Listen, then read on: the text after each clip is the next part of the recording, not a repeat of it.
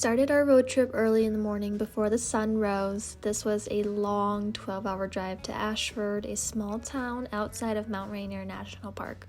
Minutes away from our Airbnb, we were met with the lush evergreen forest and of course the rain. We arrived at our first Airbnb, an adorable red cabin 5 minutes away from the park entrance. It had everything we need and were super dog friendly. The owners live on site neighboring the cabin with their adorable chickens and geese, so be on the lookout if you do decide to bring your dogs. This is a 2-bedroom cabin with a fun lofted area. They have a fully stocked kitchen and offer a generous amount of board games for your party, or if you're not into that, you can enjoy the hot tub in the private yard outside.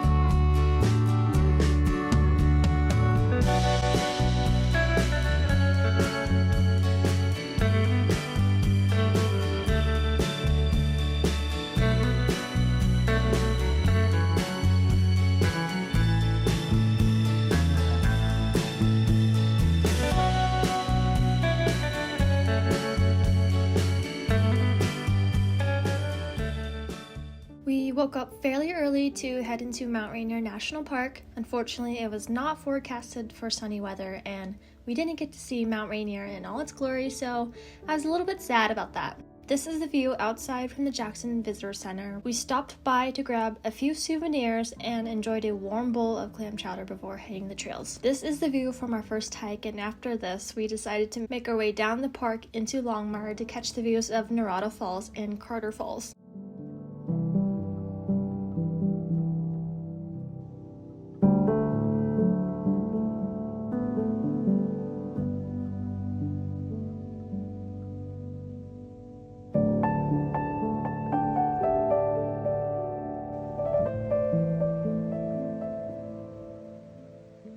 After our adventures, we headed back to the Airbnb to freshen up and stopped at Rainier Base Camp to fuel up and get well rested for the night.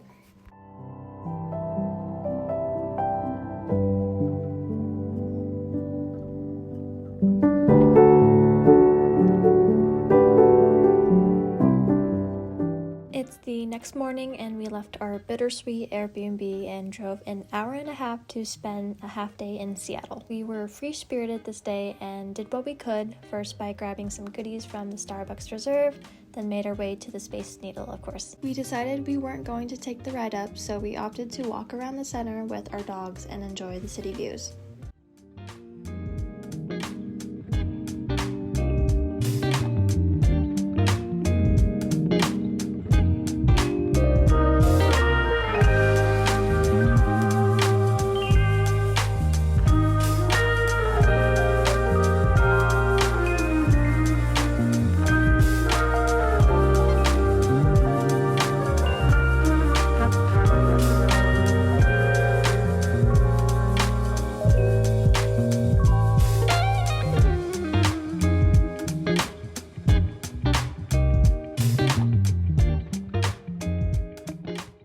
Next, we decided to make our way to the pier only after realizing that it was way too cold and windy, but nonetheless soaked up what we could and headed to Pike's Market next.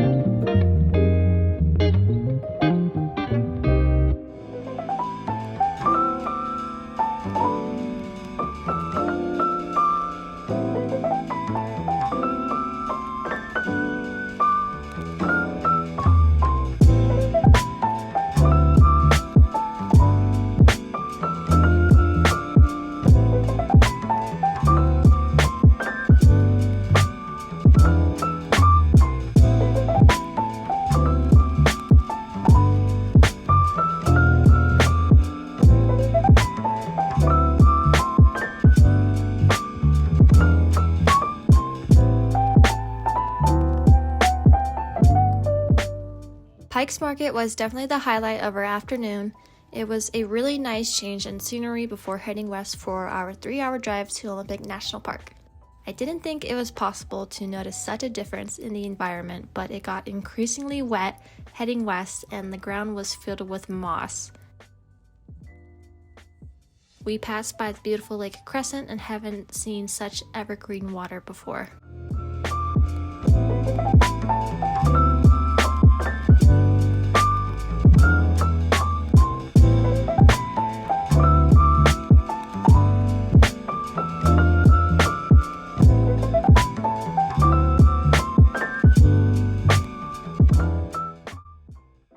This was the next day and we made our way into the Hoh rainforest.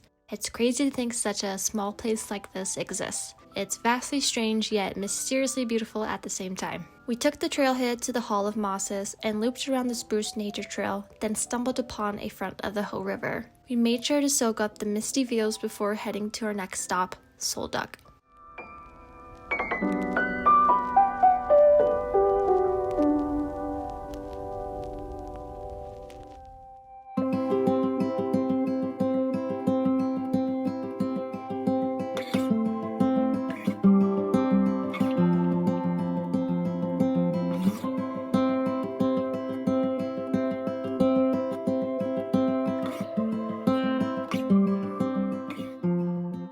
The trail to Sol Duc Falls is a short 1.5-mile hike.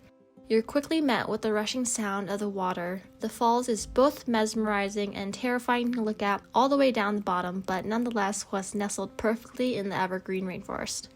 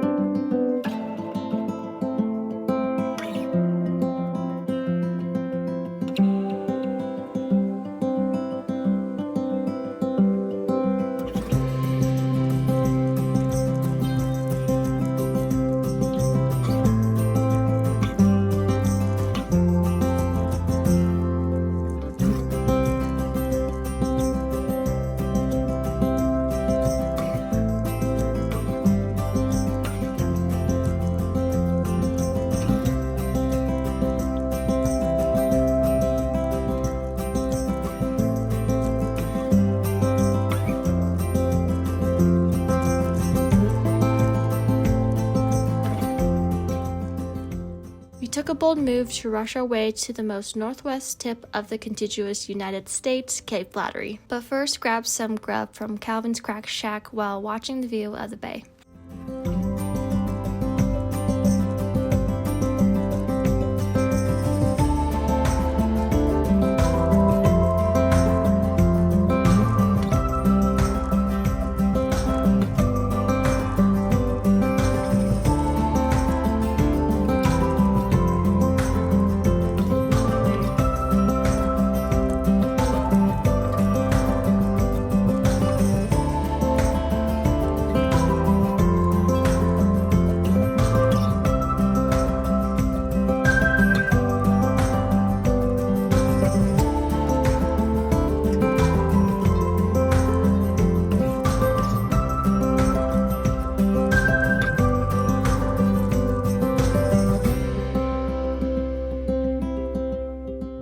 If you're staying in the Olympic area, I highly recommend visiting Cape Flattery. It's just over an hour drive from Forks, but well worth the drive over. When I think of the coast, I think of sandy, sunny beaches, ocean waves, and thought places like this only exist in movies, but I was very much wrong. I was genuinely surprised from the gorgeous views and would go out of my way to say that this is the best view I have ever seen, and this is coming from someone that fell in love with the mountains.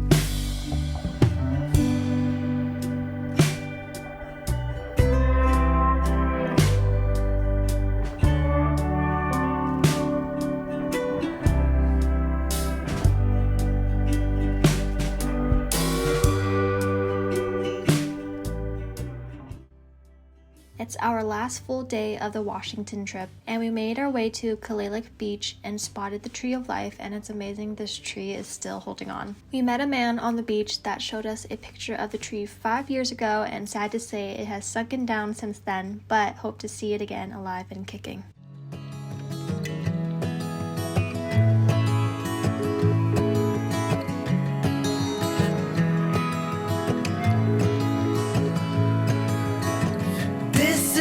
Warning from the past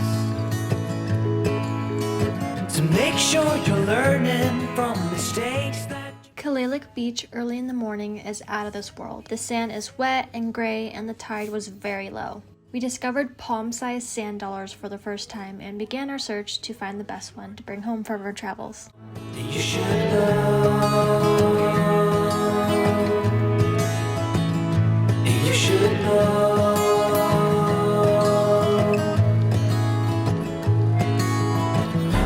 Try to cover up your ways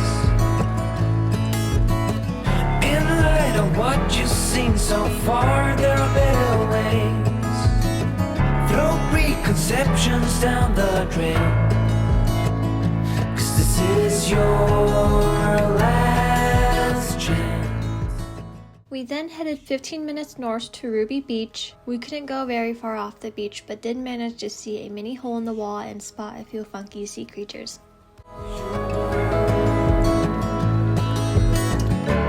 When you are ready, it will begin to glow.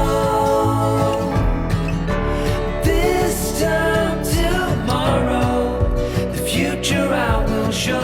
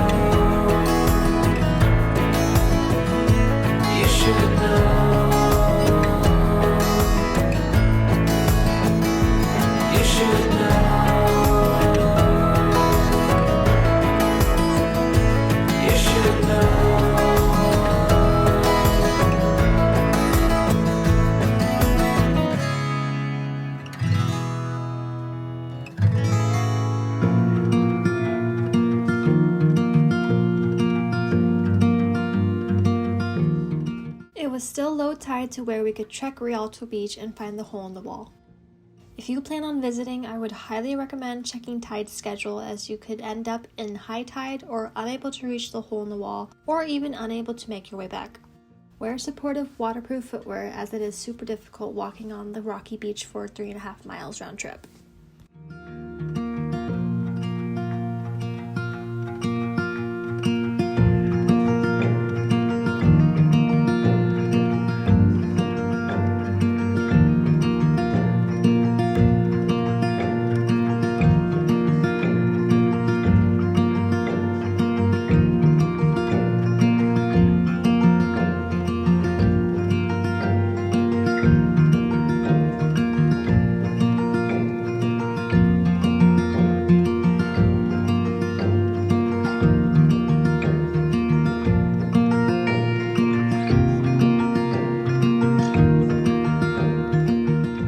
This is another view of Lake Crescent on a sunny day. It's hard to tell, but the water is such a beautiful color and the noise of the water is very calming. Perfect for a short break from being in the car most days. After our break, we continued en route to Port Angeles to enjoy dinner at Moby Duck, walk around the pier, and enjoy sweet cream ice cream at Welly's.